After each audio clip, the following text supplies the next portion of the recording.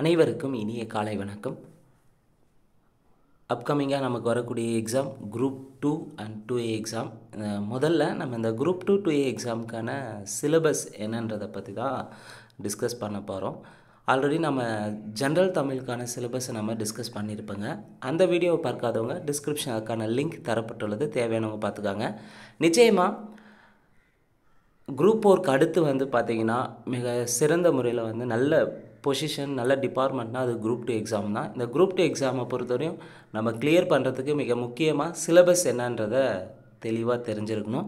அந்த சிலபஸில் இருக்கக்கூடிய கண்டென்ட்டு, அது ரிலேட்டடான டாபிக்ஸ் எல்லாமே ஸ்கூல் புக்கில் எங்கெல்லாம் இருக்குது அப்படின்றத தெளிவாக தேடி படித்தங்கன்னா, முதல்ல சிலபஸ் என்னன்றதை தெரிஞ்சுக்கிட்டு அதுக்கப்புறம் புக் எடுத்து 6லேருந்து 12ஆம் வகுப்பு வரை இருக்கக்கூடிய சிலபஸ் டாபிக் ரிலேட்டடாக நம்ம படிக்கும்போது தான் நம்ம எதிர்பார்க்கக்கூடிய கேள்விகளும் சரி, டிஎன்பிசியில் கேட்கக்கூடியது சிலபஸ் ஏரியாவிலேருந்து தான் மறுபடியும் ரிப்பீட்டடாக கொஸ்டின்ஸ் வைக்கிறாங்க. ஸோ நமக்கு முதல்ல ஸ்கூல் புக்ஸை முழுமையாக படிக்கிறதுக்கு முன்னே சிலபஸ் என்னன்னு தெரியணும். குரூப் 1 வெறும் அப்படியே ஸ்டாண்டர்டாக படிச்சுட்டு இருக்கலாம். ஆனால் குரூப் 2 குரூப் 1 வரும்போது சிலபஸை கையில் வச்சுட்டு பிரிண்ட் அவுட் எடுத்து கையில் எடுத்துக்கிட்டு அதுக்கப்புறம் அதிலிருந்து இருக்கக்கூடிய ஒவ்வொரு ஈச் அண்ட் எவ்ரி டாப்பிக்கு ஒவ்வொரு வார்த்தைக்கு எங்கெல்லாம் புத்தகத்தில் தந்திருக்காங்கன்றதை பார்த்து அதுக்கு தகுந்த மாதிரி நம்ம ப்ரிப்பரேஷன் பண்ணும்போது நம்ம விரைவாக வெற்றி பெறுவதற்கு உதவியாக இருக்கும். ரெண்டாவது, எந்தெந்த ஏரியாவை ஸ்கிப் பண்ணலாம், எந்தெந்த ஏரியாவை நம்ம தேவையில்லாமல் படிச்சுட்டு டைம் வேஸ்ட் பண்ணலாம் அப்படின்றதுக்கு இந்த சிலபஸ் ரொம்ப ரொம்ப முக்கியமானது. ஸோ அதனால் வீடியோஸை முழுமையாக பாருங்கள்.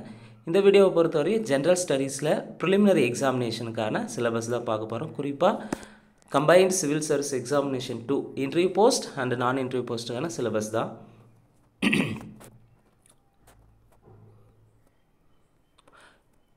குரூப் 2 சிலபஸை பொறுத்தவரையும் 10 யூனிட் இருக்குது. ஃபஸ்ட் யூனிட் பார்த்திங்கன்னா அழகு 1ல் பொது அறிவியல் ஜென்ரல் சயின்ஸை பொறுத்தவரையும் கிட்டத்தட்ட ஒரு 5 டாபிக் தந்திருக்காங்க ஜென்ரல் சயின்ஸில். ஃபஸ்ட் டாப்பிக்கை பொறுத்தவரையும் ஃபிசிக்ஸ் தான் தந்திருப்பாங்க.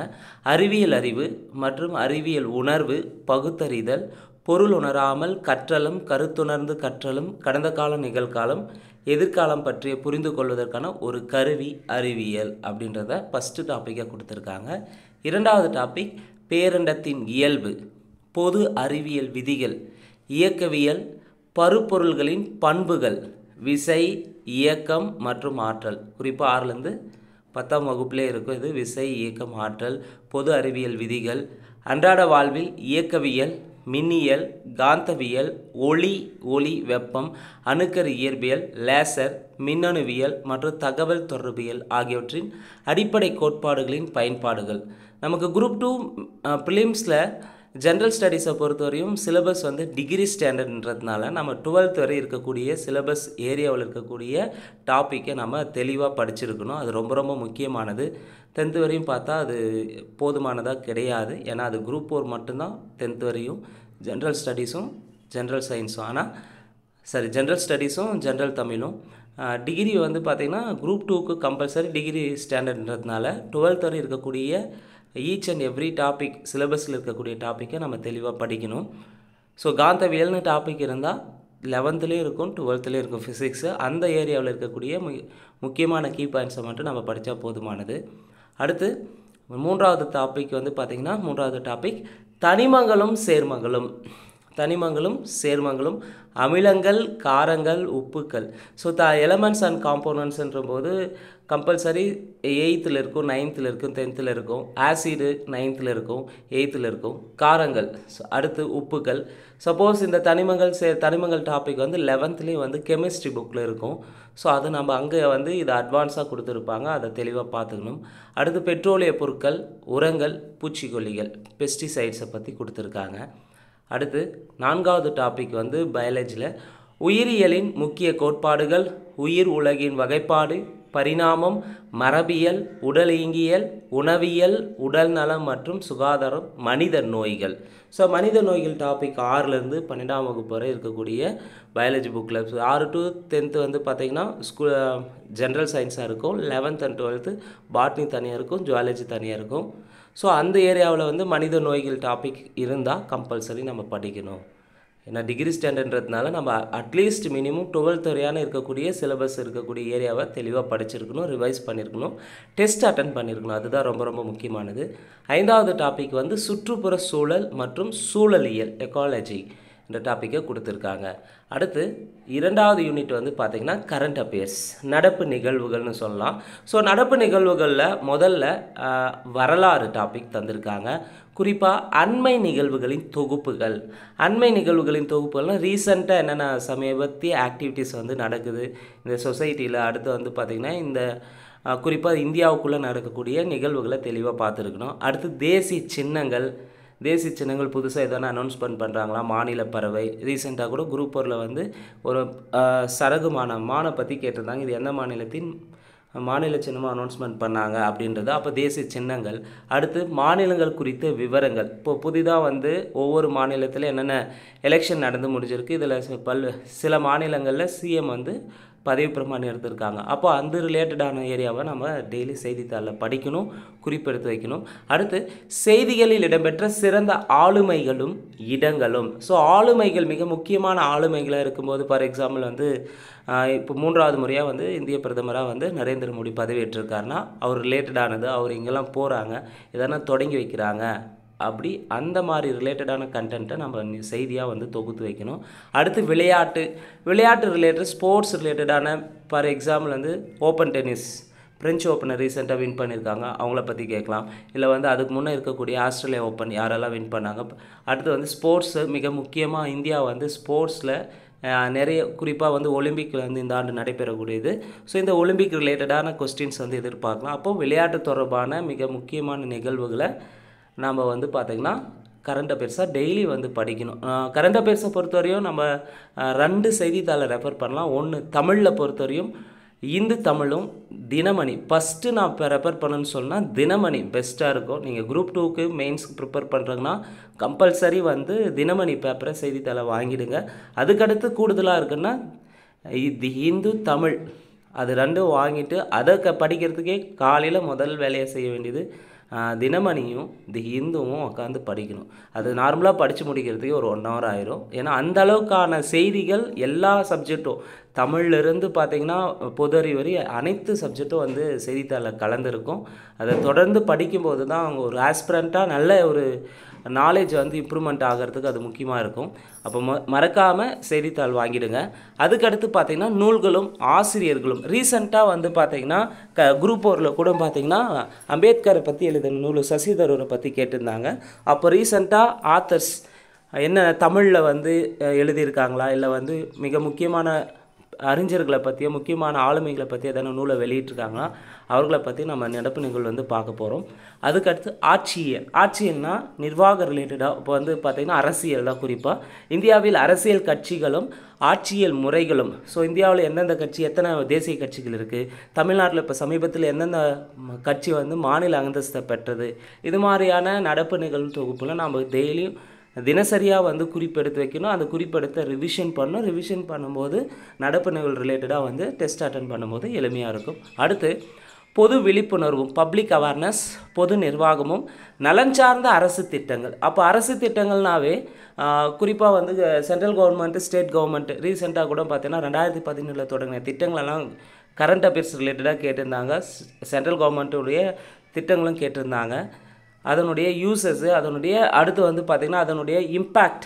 இந்த திட்டத்தினால வந்து இப்போ ஃபார் எக்ஸாம்பிள் வந்து புதுமை பெண் திட்டம் இருக்குன்னா அந்த திட்டம் எப்போ தொடங்கினாங்க, எதற்காக தொடங்கப்பட்டது, அதன் மூலமா என்ன பயனடைய போகிறாங்க அப்படின்றத அந்த டீட்டெயிலாக நம்ம தெரிஞ்சிருக்கணும். ஏன்னா இது group 2 exam. What is what லைன்லாம் மேக்ஸிமம் கேட்க மாட்டாங்க. ஒரு திட்டம் இருக்குன்னா அந்த திட்டத்தை பற்றி முழுமையாக தெரிஞ்சுக்கினா மட்டும்தான் நம்மளால் வந்து ஈஸியாக கொஸ்டினை ஹேண்டில் பண்ண முடியும், நல்ல ஸ்கோர் பண்ண முடியும். அடுத்து பொது விநியோக அமைப்புகள் நிலவும் சிக்கல்கள். பொது விநியோக அமைப்புகளில் நிலவக்கூடிய சிக்கல்கள் என்றதை டாப்பிக்கை கொடுத்துருக்காங்க. அடுத்து 3வது டாப்பிக்காக கரண்ட் அஃபேர்ஸில் புவியியல் அடையாளங்கள், ஜாகிரபிக்கல் ரிலேட்டடான ஒரு ஏரியாஸில் சமீபத்தில் எதனா மாற்றங்கள் ஏற்படுதா அப்படின்றத வந்து கேட்டிருக்காங்க. அடுத்து பொருளாதாரம், தற்போதைய சமூக பொருளாதார பிரச்சனைகள். 4வது டாப்பிக்காக கரண்ட் அஃபேர்ஸில் எக்கனாமிக் ரிலேட்டடானது. ஸோ இன்றைய பணவீக்கம் என்ன, பண ஏற்றம் என்ன, அடுத்து வந்து பார்த்திங்கன்னா சமூக பொருளாதார பிரச்சனை என்னென்னலாம் இருக்குது அப்படின்னு, வேலைவாய்ப்பு விகிதம் எவ்வளோ இருக்குது அப்படின்றத பற்றி இருக்கக்கூடிய நடப்பு நிகழ்வுகளை தெளிவாக படிக்கணும். அடுத்து அறிவியல், சயின்ஸ் அண்ட் டெக்னாலஜியை பொறுத்தவரையும் அண்மை கால கண்டுபிடிப்புகள். சயின்ஸ் அண்ட் டெக்னாலஜினா ஃபார் எக்ஸாம்பிள் இஸ்ரோ புதிதாக ஒரு ராக்கெட்டை லான்ச் பண்ணுறாங்க, இல்லை எதனா கொண்டு வராங்கன்னா ஸோ இது ரிலேட்டடான டாப்பிக்கை கண்டென்ட்டை நோட்ஸாக எடுத்து அதை க்ரியேட் பண்ணணும். அதுக்கடுத்து கலை, அறிவியல், இலக்கியம் மற்றும் தத்துவம் ஆகிய வெவ்வேறு துறைகள் தனித்துவம் கொண்ட ஆளுமைகள். இப்போ கலைனாவே அது இசையாக இருக்கலாம், சினிமாவாக இருக்கலாம். அதுக்கடுத்து அறிவியல் சார்ந்தவங்க, இலக்கிய சார்ந்தவங்க, லிட்ரேச்சர் சாகித்ய அகாடமி விருது வாங்குறவங்க. அதுக்கடுத்து பார்த்திங்கன்னா நூலாசிரியர்கள். இப்படி வரக்கூடிய ஆளுமைகளை நம்ம நோட்ஸாக குறிப்பெடுத்து வைக்கணும். இதுதான் நடப்பு நிகழ்வுகள். நடப்பு நிகழ்வை பொறுத்தவரை ரொம்ப ரொம்ப முக்கியமானது குரூப் 2, 2A அண்ட் குரூப் 1 எக்ஸாமை பொறுத்தவரையும் ப்ரிலிம்ஸ்க்கும் சரி மெயின்ஸ்க்கும் சரி ரொம்ப ரொம்ப முக்கியமானது. இனி ஒரு காலங்களில் தினசரியாக நம்ம ஒலிம்பியா ஐஏஎஸ் அகாடமி யூடியூப் சேனலில் தினசரியாக நடப்பு நிகழ்வு ரிலேட்டடான எல்லா கண்டென்ட்டும் பார்த்திங்கன்னா தினசரியாக அப்டேட் பண்ணப்படும். அதனால் மறக்காமல் சப்ஸ்கிரைப் பண்ணாதவங்க சப்ஸ்கிரைப் பண்ணி வச்சு பெல் சிம்பில் கிளிக் பண்ணிக்கோங்க. அடுத்து மூன்றாவது டாபிக் இந்தியாவின் புவியியல். ஸோ இந்தியாவின் புவியியல் ஜாகிரபியை பொறுத்தவரையும் இந்தியாவினுடைய அமைவிடம், இயற்கை அமைவுகள், பருவமழை, மழைப்பொழிவு, வானிலை மற்றும் காலநிலை, நீர்நிலங்கள், இந்திய ஆறுகள், மண், கனிம வளங்கள் மற்றும் இயற்கை வளங்கள், காடு மற்றும் வன உயிரினங்கள், வேளாண் முறைகள். ஸோ இந்தியாவினுடைய அமைவிடத்தை பற்றி புவியியல் ரீதியாக இருக்கக்கூடிய எல்லா கண்டென்ட்டும் இதில் அமைவிடம்னா என்ன, இயற்கை அமைவுகள்ன்ற ரிலேட்டடான டாப்பிக்கே சிலபஸில் இருக்கிறத எடுத்து ஸ்கூல் புக்ஸை நம்ம எடுத்து சோசியல் சயின்ஸ் புக்கில் படிக்கணும். லாஸ்ட்டாக கூட பார்த்திங்கன்னா குரூப் 1 எக்ஸாமில் வளிமண்டலம் ரிலேட்டடான அந்த கேள்வி கேட்டு 11th புக் பேக் சைட்லேருந்து எடுத்து வச்சுருக்காங்க, 11th ஜாகிரபியிலேருந்து. ஸோ நமக்கு சிலபஸில் இருக்கக்கூடிய கண்டென்ட்டு அது 11th இருக்கலாம், 12th இருக்கலாம், நம்ம அதை படித்து தான் ஆகணும்.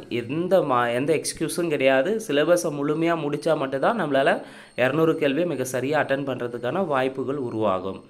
ரெண்டாவது தலைப்பு பார்த்திங்கன்னா ஜாகிரபியில் போக்குவரத்து தகவல் தொடர்பு.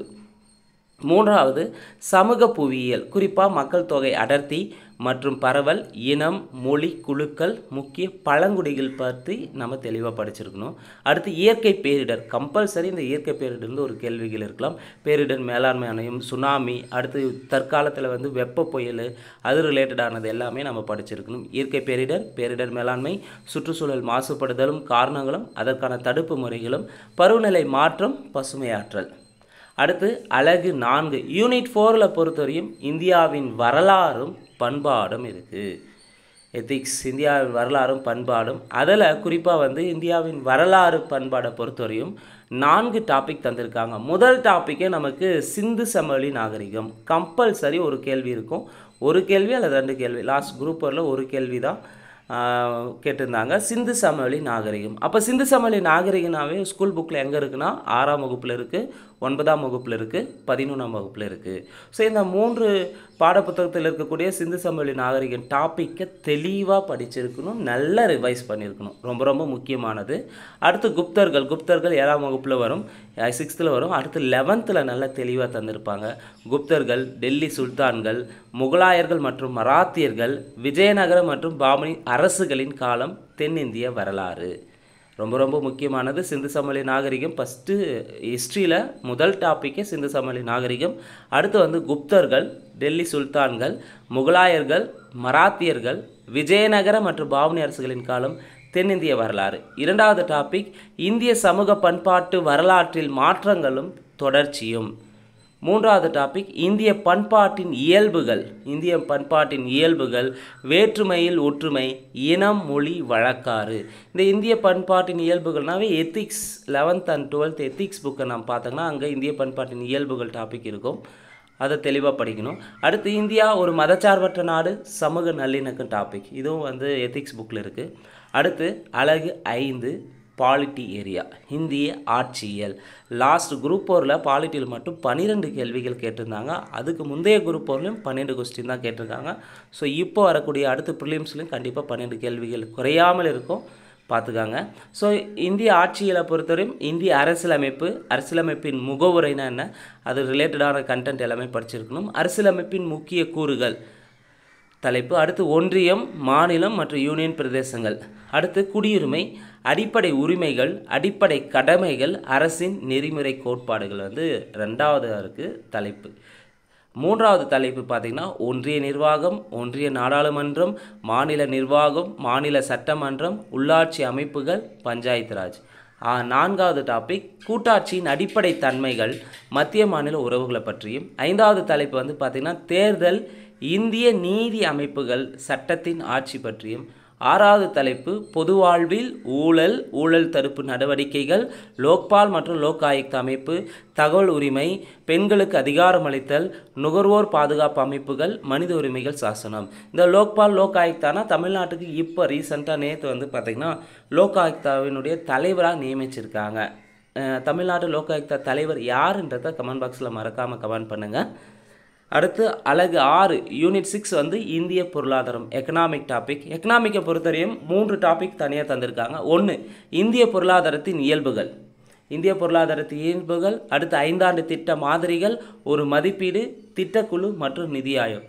லாஸ்ட் குரூப் 4ல் கூட நிதி ஆயோக் பற்றி கேட்டிருந்தாங்க. நிதி ஆயோக்கினுடைய நிர்வாக தலைவர் யாருன்னு கேட்டிருந்தாங்க. நிர்வாக தலைவர்னாவே துணைத் தலைவர் தான் வருவார். தற்போதைய துணைத் தலைவர், நிதி ஆயோக்கினுடைய தற்போதைய துணைத் தலைவர் யாருன்றதை கமெண்ட் பாக்ஸில் கமெண்ட் பண்ணுங்கள். அடுத்து 2வது தலைப்பு வந்து பார்த்திங்கன்னா வருவாய் ஆதாரங்கள், இந்திய ரிசர்வ் வங்கி, நிதி கொள்கை மற்றும் பணவியல் கொள்கை, நிதி ஆணையம், மத்திய மாநில அரசுகளுக்கு இடையான நிதி பகிர்வு, சரக்கு மற்றும் சேவை வரி. இதுதான் 2வது தலைப்பாக தந்திருக்காங்க. இது எல்லாமே வந்து பார்த்திங்கன்னா 11th பேசிக்காக 6லேருந்து 10th வரை இருக்கும். மீதி டாபிக் எல்லாமே 11th and 12th தெளிவாக தந்திருப்பாங்க. நம்ம ஸ்கூல் புக்ஸை 6லேருந்து 12ஆம் வகுப்பு வரை இருக்கக்கூடிய சிலபஸ் ஏரியாவை எடுத்து தெளிவாக நம்ம படித்து ரிவைஸ் பண்ணிவிட்டு அது ரிலேட்டடாக டெஸ்ட் போட்டோம்னா ரொம்ப ஹெல்ப்ஃபுல்லாக இருக்கும். ஈஸியாக வந்து நம்ம தேர்வை வெல்வதற்கு எளிமையான வழினா சிலபஸ், ஸ்கூல் புக்ஸ் இதை ரெண்டத்தையும் மெர்ஜ் பண்ணி படிக்கணும். அடுத்து எக்கனாமிக்கில் 3வது தலைப்பாக வந்து பார்த்திங்கன்னா இந்திய பொருளாதார அமைப்பு மற்றும் வேலைவாய்ப்பு உருவாக்கம், நில சீர்திருத்தங்கள் மற்றும் வேளாண்மையில் அறிவியல் தொழில்நுட்பத்தின் பயன்பாடு, தொழில் வளர்ச்சி, ஊரக நலன்சார் திட்டங்கள், சமூக பிரச்சனைகள், மக்கள் தொகை, கல்வி, நலவாழ்வு, வேலைவாய்ப்பு, வறுமை. இது எல்லாமே ஸ்கூல் புக்ஸில் இருக்கும். கண்டென்ட் தனித்தனி ஏரியாவாக தெளிவாக பார்த்துக்கோங்க. அடுத்து அலகு 7 யூனிட் 7 என்னென்னு பார்த்திங்கன்னா ஐஎன்சி, இந்திய தேசிய இயக்கம்னு சொல்லலாம், இந்தியன் நேஷனல் மூவ்மெண்ட்னு சொல்லலாம். இந்திய தேசிய இயக்கத்தை பொறுத்தவரையும் 3 தலைப்பு தந்திருக்காங்க. இந்திய தேசிய இயக்கத்தில் 1 தேசிய மறுமலர்ச்சி, ஆங்கிலேயர் ஆட்சிக்கு எதிரான தொடக்ககால எழுச்சிகள், இந்திய தேசிய காங்கிரஸ், தலைவர்கள் உருவாதல், B.R. அம்பேத்கர், பகத்சிங், பாரதியார், வ.உ. சிதம்பரனார், ஜவஹர்லால் நேரு, காமராசர், மகாத்மா காந்தி, மௌலானா அபுல் கலாம் ஆசாத், தந்தை பெரியார், ராஜாஜி, சுபாஷ் சந்திரபோஸ், ரவீந்திரநாத் தாகூர் மற்றும் பலர் இருக்காங்க. ஸோ இந்த முதல் தலைப்பை பொறுத்தவரையும் இந்திய தேசிய இயக்கத்தை பொறுத்தவரையும் 12ஆம் வகுப்பு வரலாறு புத்தகம் முழுக்க போதுமானதாக இருக்கும். நாம் அந்த புத்தகத்தை முழுமையாக படிச்சிங்கனாவே இந்தியன் நேஷனல் மூவ்மெண்ட்டுக்கு சிறப்பாக இருக்கும். அடுத்து விடுதலை போராட்டத்தின் பல்வேறு நிலைகள், அகிம்சை முறையின் வளர்ச்சி மற்றும் புரட்சிகர இயக்கங்கள் எல்லாமே 12th புக்கில் இருக்குது. பேசிக்காக 10th வரை இருக்கும். அதுக்கு அடுத்து அட்வான்ஸாக நல்லா தெளிவாக படிக்கணும்னா 12th புக் ஹிஸ்ட்ரியில் இருக்குது. அடுத்து வகுப்புவாதம் மற்றும் தேச பிரிவினை 3வது தலைப்பு. அடுத்து அலகு 8 தமிழ்நாட்டின் வரலாறு, மரபு, பண்பாடு மற்றும் சமூக அறிவியல் இயக்கங்கள். ஸோ தமிழ்நாட்டின் வரலாறு, மரபு, பண்பாடு மற்றும் சமூக அறிவியல் இயக்கங்களில் மொத்தம் 4 தலைப்பில் வந்து கொடுத்துருக்காங்க. முதல் தலைப்பு தமிழ் சமுதாய வரலாறு. அப்போது தமிழ் மக்கள், தமிழ் குடிகள் வாழ்ந்த வரலாறு பற்றி ரிலேட்டடாக தமிழ் சமூகத்தை பற்றி இருக்குது. 6லேருந்து 12ஆம் வகுப்பு தமிழ் புத்தகமாக இருந்தாலும் சரி, அல்லது வந்து பார்த்திங்கன்னா வரலாற்று புத்தகமாக இருந்தாலும் சரி, தமிழ் சமுதாய ரிலேட்டடான கேள்விகளை வந்து நம்ம தெளிவாக படிக்கணும். அதுக்கடுத்து அது தொடர்பான தொல்லியல் கண்டுபிடிப்புகள் 6th புக்கு சோசியல் சயின்ஸில் இருக்குது, 9th புக்கில் இருக்குது. தமிழ் சமுதாய அமைப்பை பற்றியும் தமிழ் மக்களுடைய தொல்லியல் இடங்களை பற்றி இருக்கோ அதை நம்ம தெளிவாக படிக்கணும். அடுத்து முதல் தலைப்பில் சங்ககாலம் முதல் இக்கால வரையிலான தமிழ் இலக்கிய வரலாறு கொடுத்துருக்காங்க. நாம் அங்கே பொது தமிழ்லும் படிப்பங்க தமிழ் இலக்கிய வரலாறு, இங்கே ஜிகே பகுதின்றதுனால இன்னும் கொஞ்சம் தெளிவாக படிச்சிருக்கணும். சங்ககாலம் முதல் இக்கால வரையிலான தமிழ் இலக்கிய வரலாறு நம்ம முழுமையாக பார்த்துருக்கணும். அடுத்து 2வது தலைப்பு திருக்குறள். ஸோ திருக்குறள்னாவே ஒரு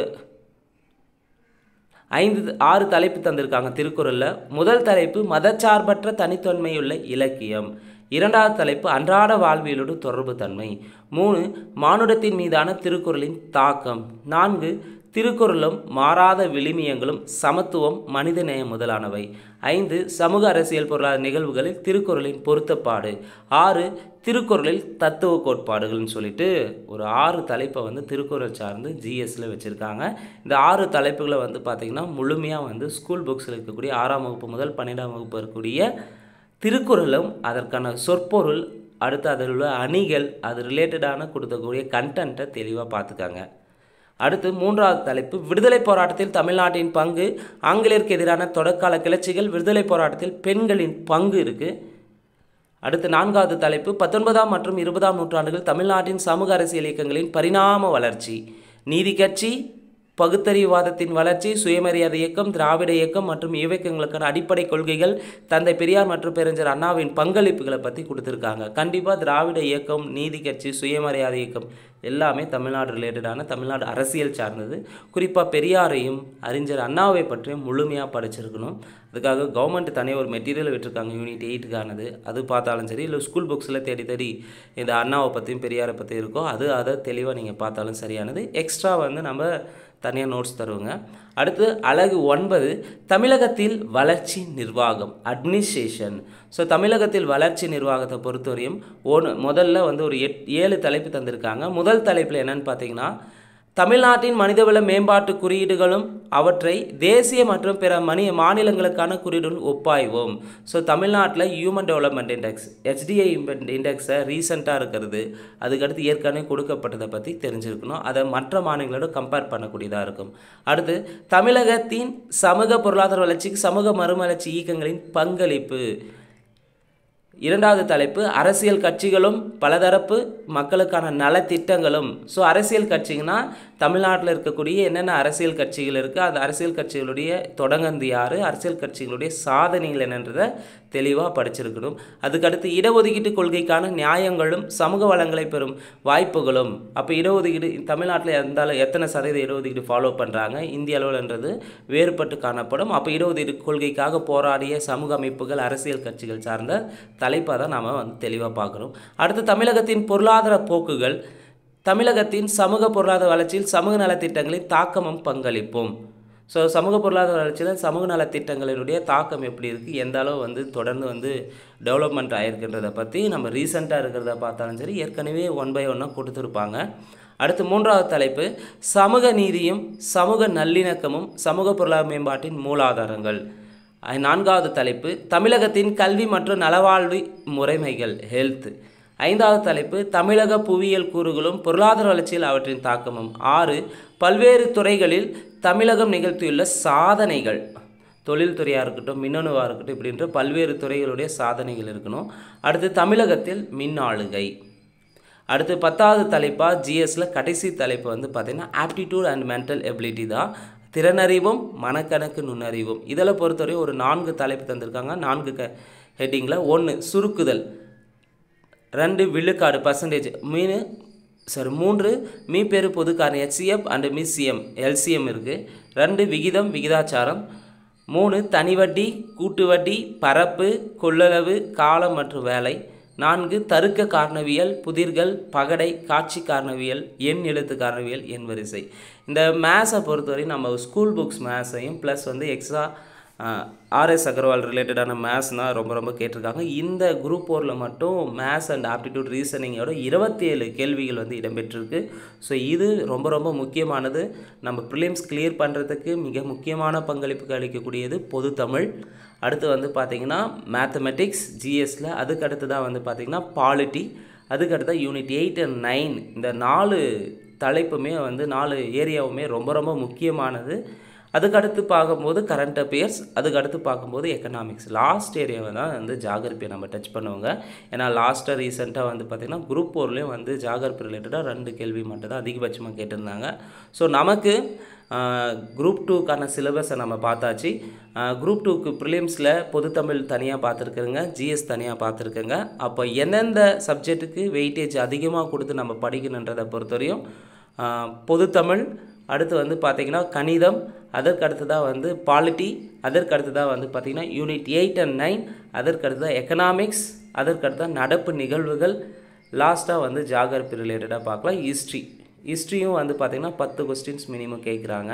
ஸோ இதை 1 by 1 நம்ம இனி ஒரு காலங்களில் ஒலிம்பியா ஐஏஎஸ் அகாடமி சார்பாக வந்து ஒவ்வொரு சிலபஸ் வைஸில் இருக்கக்கூடிய ஏரியாவிலேருந்தும் வந்து டெஸ்ட் கண்டக்ட் பண்ண போகிறோங்க. ஆன்லைன் மாணவர்களுக்கு வந்து பார்த்திங்கன்னா டெஸ்ட்டு பேட்சாக வந்து பார்த்திங்கன்னா 3000 வந்து நம்ம இந்த ப்ரிலிம்ஸ்க்கான டெஸ்ட் பேட்சாக வந்து கண்டக்ட் பண்ணியிருக்கு. ஒவ்வொரு டெஸ்ட் பேட்சுக்கான கொஸ்டின் பேப்பரும் டிஎன்பிஎஸ்சி ஒரிஜினல் தேர்வில் எப்படி இருக்குமோ அதே மாதிரி தான் இருக்கும். நீங்கள் இதுக்கு முன்னே குரூப் 4 டெஸ்ட் பேட்சில் ஜாயின் பண்ணியிருந்தவங்க அவங்களுக்கு நல்லா தெரியும் இந்த எந்த அளவுக்கு நம்மளுடைய கொஸ்டின் பேப்பர் வந்து பார்த்திங்கன்னா மெயின் எக்ஸாமில் யூஸ் ஆகி இருக்குன்றத. ஸோ நம்ம கொடுக்கக்கூடிய ஒவ்வொரு கண்டென்ட்டுமே சிலபஸ் ரிலேட்டடாக இருக்கும். சிலபஸ் ரிலேட்டடாக எக்ஸாம் பாயிண்ட் ஆஃப்ல இருக்கும். வித் ப்ரீவியஸ் கொஸ்டினோடு நம்ம வந்து பார்க்க போகிறோங்க இந்த டெஸ்ட் பேட்சை. ஸோ இந்த டெஸ்ட் பேட்சில் ஜாயின் பண்ண விருப்பம் இருக்கிறவங்க 8489670372 என்ற நம்பருக்கு தொடர்பு கொள்ளுங்கள்.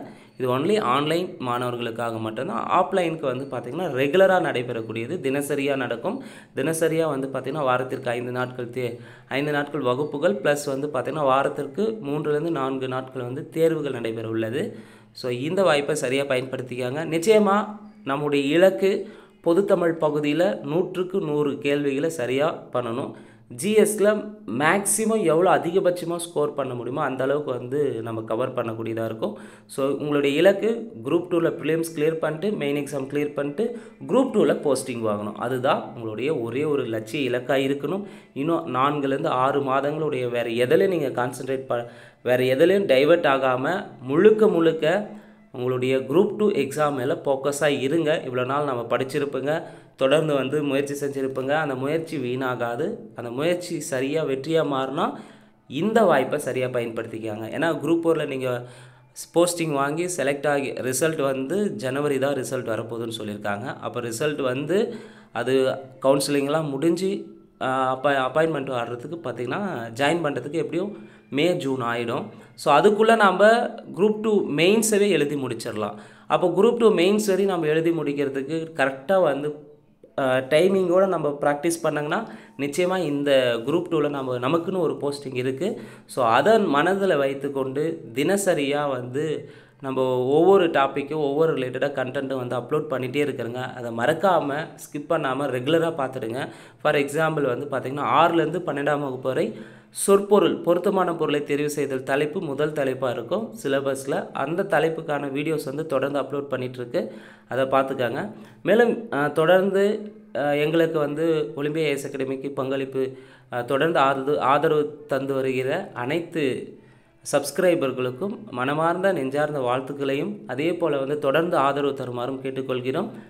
உங்களுடைய கமெண்டை மறக்காமல் கமெண்ட் செக்ஷனில் கமெண்ட் பண்ணுங்கள். நன்றி, வணக்கம்.